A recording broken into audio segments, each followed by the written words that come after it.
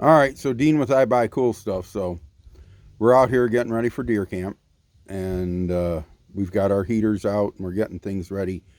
And we'll show you a couple of the hacks. You may or may not have already seen them, but I'll show them to you. So this is your little buddy heater, and that metal rack is nothing but a paint squeegee, paint tray squeegee thing. It's made of metal, and you can get them at the hardware. They're cheap, couple $3. And then you can set one of these little fans that makes electricity by the heat. There are no wires or anything. I can pick it right up. There's no wires, no batteries, no nothing. It's heat powered, and that heat will then blow around your deer blind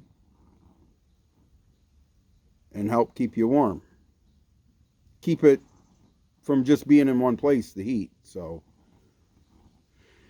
you know what I'm saying. It's just one of them hacks, and it's just an old propane hose and tank and just deer blind stuff, getting ready for deer season.